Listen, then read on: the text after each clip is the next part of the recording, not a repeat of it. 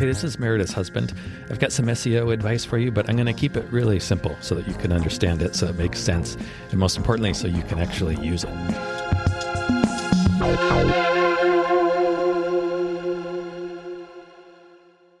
All right, some questions with the help of... Hello. Meredith. Some more questions have come in. Happy to answer. Meredith, would you like to help us get started by reading the first question? Love to. The first question is, what is agentic AI and how might it help complete tasks or disrupt creativity for SEO and photography? All right, good question. Have you heard this term, agentic No. AI? Well, you have, because we've talked about it. I mentioned it quite a while ago. Yes. Agentic AI. And there is some confusion. There's definitely some confusion. Well, first, agentic AI, the word agentic, it comes from agent. Okay, so have you heard of people creating agents for AI? That's something else they're doing. Okay, so I'll first tell you the way Google has introduced this, which I think is kind of confusing and not really accurate. And then I'll try to answer what I think this person is asking. So Google introduced agentic search with the idea, and then eventually a commercial, and they keep doubling down on this idea of, like, they use the example of a woman shopping for dresses. I don't know how I can identify with that. I'll have to take a moment. But anyway, the idea is you use agentic search and you say to Google, hey, I'm looking for a dress, and Google will, you tell it what kind of dresses you like, and you give it a photo of yourself or some photos of yourself, and it will go and find the dresses you like and then show you a little video of those dresses on you. Why haven't I heard about this? Yeah. I think it's good for both of us that I haven't. Yeah, no kidding. Yet. So I don't really get why I guess I do get why they use that as the example, because people use Google to search. That's not really what I think of when I think of agentic AI. Agentic AI refers to using an agent. And an agent is an autonomous kind of bot that will go out and do things for you. Like, do they take 10%? No, they don't do anything. Versus you sitting down and giving ChatGPT or Claude a prompt. You give it some instructions like, hey, go out and do this. And I've seen, people make YouTube videos, they try this out and they create an agent that has access to their Robinhood website account, which is like buys and trades stocks and stuff. And they say, just go and use this as a general rule and just make as much money as you can. And they give it $100 and it goes and starts making trades for you. Now, I will say the videos that I have seen doing this, they always seem to follow this kind of general concept. It does really well. It makes some money, and then it loses it all. That seems, and I've seen it do other things. Like I saw somebody create an agent that was supposed to help coach him into building a business. And it controlled everything. This guy just did what his AI agent told him to do. And he started with no money, and the AI agent was saying, okay, go stay in this hostel. So you're spending no money while you're, doing these first steps. And the guy did it, and he made a little bit of money doing some first steps. And then the AI agent said, okay, now as a reward, we're going to take a step up from the hostel. And then it booked him a room in a penthouse suite for like $2,000 a night. And the guy was like, there could have been some middle ground there, because I made, $3,000 and I just spent almost all of it on So the point is, I don't know what the point is. These are just, I think they're interesting stories. That's kind of what agentic AI, it's like doing stuff for you. It's more than just answering questions, answering your prompts. How much foresight does it have, though? What do you mean foresight? I mean, going from a hostel to a penthouse, it missed a bunch of steps. Yeah, see, it doesn't, it's not really that trustworthy. Yeah, I'd say. So, and I think that kind of applies to the answer, is like the creativity concern, the strategic concern. Agentic AI is going to remove the drudgery, like the monotonous tasks. It's not going to, and it can expedite, like the question was related to how is it going to disrupt creativity or help complete? How is it going to disrupt or help complete SEO and creative tasks like photography. So I think those stories kind of illustrate that you don't want to over rely on it, is the point. The person who uses how to use AI as an assistant is going to win. The person who becomes reliant upon AI to do things for them, they might find themselves way ahead and then one day way behind. That's the danger. Yeah. I think that answers that question. What I don't understand is disrupt creativity.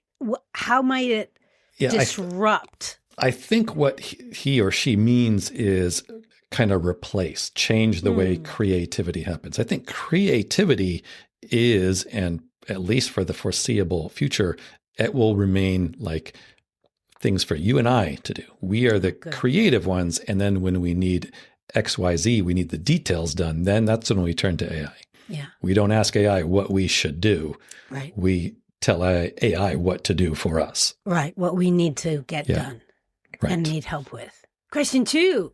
We put an LLMS file on our website and no AI crawlers have accessed it in months. Is it useless? Okay. So good question. Very specific. Just quickly, an LLMS.txt file is like a sitemap for your website, except whereas a sitemap is for Google, an LLMS file is for AI bots. So it helps supposedly, and this was some of the early advice, LLMS files help AI bots access your site. First, so good job for, number one, putting this on your site, and then being able to look at your log files to see how often it gets accessed. Now, this kind of matches the overall trend of what is happening. LLMS files are not getting hit as much as people thought they would. Why is that? Well, first, remember what AI is doing. AI is not going out and indexing the website in general like Google is. It doesn't just go out and visit random sites. It would only access a file on your website if someone specifically asks details about your business or about your website where that file would be needed. Okay, so it's for that reason alone, it's not something that's going to be accessed the same as like a sitemap would be, with the same frequency. So yes, the trend is like people are not seeing it accessed as much as they thought they would. However, doesn't mean we're still very early in the process. Like I kind of think of where we are right now with AI. Do you remember like VHS and beta? Yes. And there was a time period there, like nobody knew which was going to be better. Half the people bought VHS machines, half the people bought beta machines. Nobody had any idea what was going to work. That's kind of where we are with a lot of AI things right now. Mm-hmm. It's still best practice to have that LLMS file in place. Just in case. Yes. And there have been stories like small independent developers say, here they show their logs. They say, we created the LLMS file, and the next day we saw this activity, and it's really great. So that sort of thing does happen, but yeah, on a bigger trend, it's hasn't been picked up, I would say, like people were thinking or hoping. But definitely, I say keep doing it.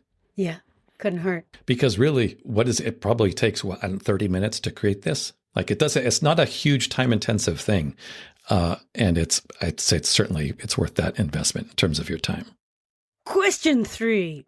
Will Google penalize my site if I use AI to write my content? Okay, another good question. And you asked this in our previous Q&A session. That's not where I got the question, by the way. So Google's official position, no, Google's not going to penalize your site because you have AI written content or AI generated content. What they penalize is low quality content, regardless of how it was made. And if content is generated by AI and you're not telling it exactly what to help you create, that's probably going to be low quality content because AI is not going to be able to come up with like your unique creative viewpoint on things. It's going to come up with what else is out there on the internet. Let me repackage it a little bit and put it together. That's low quality content. Because it's already being used. Because it's already out there. It's nothing new. Yes. Right. It's not true to your voice or brand. Correct. Now, Google has done, they claim to have done hundreds of thousands of tests to identify AI generated content, but not so that they are right away going to penalize those sites. That's just a red flag. If they can identify content as being 100% generated by AI, that's a red flag that they're going to look at that content a little more carefully and evaluate that content a little more carefully. Doesn't necessarily mean it's going to get demoted. Right. But it's a red flag from Google, and I don't think we want to accumulate any red flags. No, you want to stay away from the red flags. Yeah, in people and in Google. And so there have been a lot of other tests, companies like SEMrush and a lot of companies that focus on research have done similar tests trying to determine what type of content does rank. And although nobody can identify with 100% accuracy whether an article was written by AI, the consensus seems to be, and almost all the studies seem to show this, that the content that typically is ranking near the top of Google right now is content that is generated by a mix. So an article that is written kind of half by you and assisted by AI typically is what is going to be ranking well, because it's going to be written well. Better. Like the grammar, it's going to be written more good than if you write it yourself. More better. It's going to be the most bestest. But the way to think about this is AI should be your writing partner. Like you are the expert. AI is like, famous people, Steve Jobs, they write a biography. Well, they don't actually write it. They have a writing partner. So think of AI kind of like that. That's a good way. And just remember the penalty is not going to be with the detection of AI. Just having AI written content is not going to be a penalty, but it is going to get more attention from Google if you do. And not necessarily good attention. Correct. Yeah. Red flag attention. Right. And this reinforces the approach that I just keep on saying. AI is a tool. Yeah. It's not going to do your work for you. It helps you get your work done. Nice. You still got to swing the hammer. To break the glass. Traditionally not what you would use a hammer for, but good idea.